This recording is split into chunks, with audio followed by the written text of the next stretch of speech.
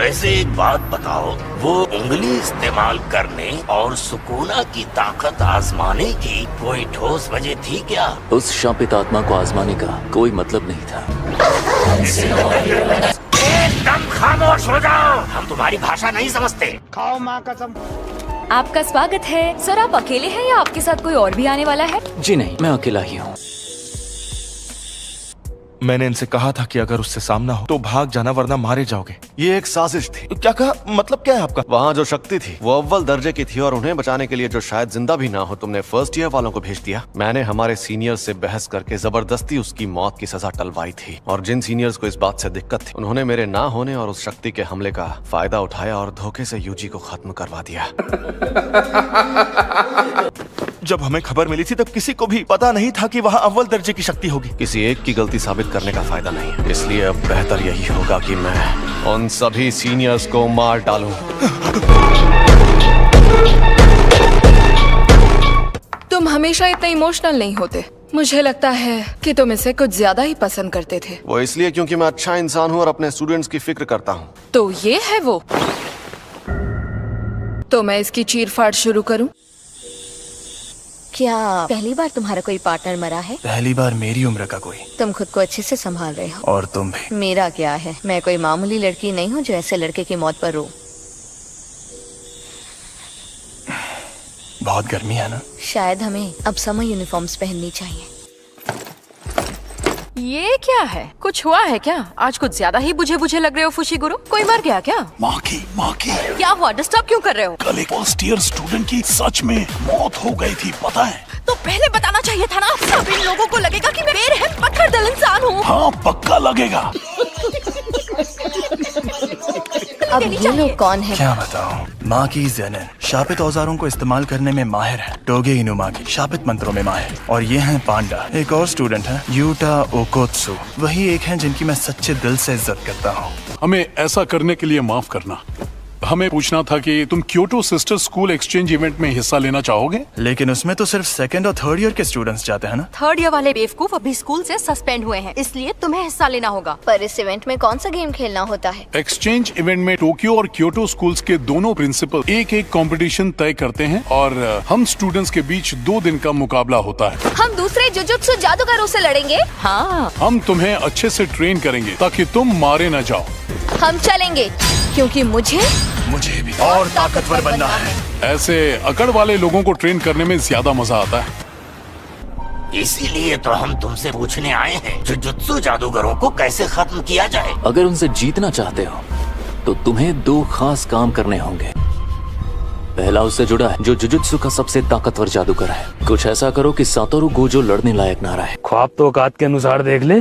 और दूसरा काम, रोमन सुकुना यूजी इतादोरी को अपने साथ मिला लो।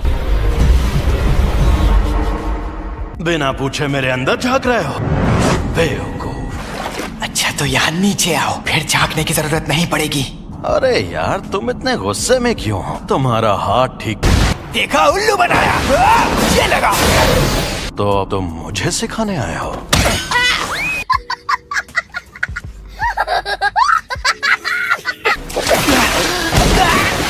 वैसे ये जगह न... झूठ बोल रहा है। देखो, मेरी 2 शर्तें हैं। पहली शर्त, जब भी मैं कहूँ मेरी बारी तो 1 मिनट के लिए अपनी बॉडी मेरे हवाले कर देना। दूसरी, ये 1 मिनट वाली बात हमेशा के लिए भूल जाना। चीटिंग करता है तू। कभी नहीं। मुझे नहीं पता तो किसी को जान से मारूंगा। खाओ माँ कसम। मैंने वादा नहीं निभाया तो मैं नहीं बचूंगा।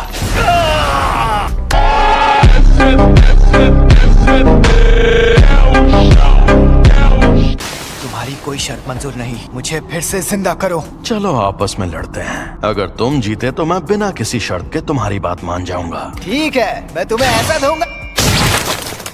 खत्म हो गया भैया मैटर।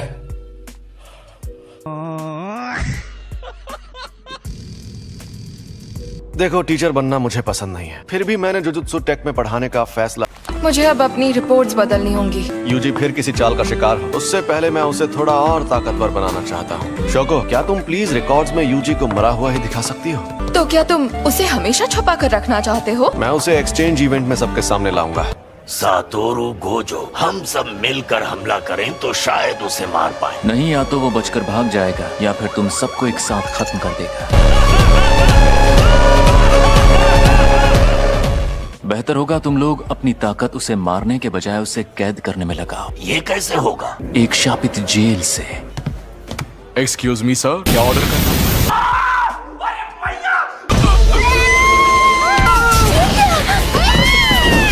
तुमसे ना हो पाएगा। जब तक हम उस सेंटर के अंदर पहुंचे तब तक आपका बेटा गुजर गया था। मेरा मानना था कि उन लोगों में से कोई बचाने लायक नहीं था। आप ये रख लीजिए।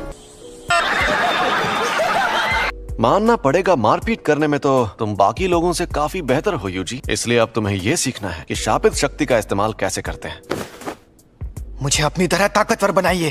तो तुम मान गए मैं ताकतवर हूँ। ये थी शापित शक्ति और ये थी शापित तकनीक। वो अच्छा, लेकिन मैं समझा नहीं। अरे क्या क्या करूं मैं इसका? क्या करूं? देखो, शापित शक्ति बिजली जैसी है और शापित तकनीक बिजली के सामानों जैसी। बिजली का सीधा इस्तेमाल तो नहीं कर सकते ना, करंट लग जाता है, तो उसके लिए हम बिजली के सामानों का इस्तेमाल करते हैं। आपका मतलब मैं एक बहुत अच्छी और बेहतरीन शापित तकनीक सीखने वाला हूँ। सीधे साधे शिकिगामी और बैरियर्स बनाने के अलावा बाकी शापित तकनीकें तब से हमारे शरीर में होती हैं जब से हम पैदा होते हैं। तुम ठीक तो हो ना? ये मत सोचो कि तुम क्या नहीं कर सकते। जो लोग बुनियादी तकनीकों में माहिर होते हैं वो ज्यादा खतरनाक होते हैं। उनके सामने कोई नहीं टिक पाता, पता है? पिछली बार मैंने उसे किसी तरह कंट्रोल कर लिया था। तो चलो फिर ट्राई करते हैं। मुझे यहाँ पर मारो।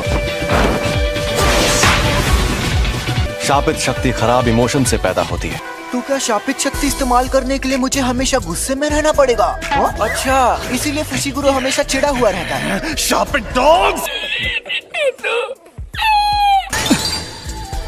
हम सबको थोड़े से इमोशन की मदद से शापित शक्ति इस्तेमाल करने की ट्रेनिंग दी जाती है। ऐसी ट्रेनिंग देने के कई तरीके होते हैं और मैं सबसे ज्यादा थकाने वाला तरीका अपनाऊंगा। मतलब कौन सा? फिल्में देखना। तो तुम शानदार फिल्मों से लेकर सी ग्रेड हॉरर फिल्म्स तक सब देखोगे। और हाँ, तुम्हें ये अकेले नहीं करना है, बल्कि तुम वो फिल्में इसके साथ देखोगे। ये शापित गुड्डा इसी तरह उठकर तुम पर तब तब हमला करेगा। इसे उतनी शापित शक्ति नहीं मिलेगी जितनी चाहिए इसे पैदा करते हैं। तो बताओ कौन सी फिल्म देखोगे? हमें एक्शन फिल्म से मैं मानता हूँ कि आमने सामने की लड़ाई में हथियार काफी काम आते हैं। वैसे जेनिन, मुझे बताइए, आप अक्सर अपने पास 2 से ज्यादा हथियार रखती है ना? आप ऐसा कैसे करती हैं? वो हथियार पांडा संभालता है। मुझे ये पूछना ही नहीं चाहिए था।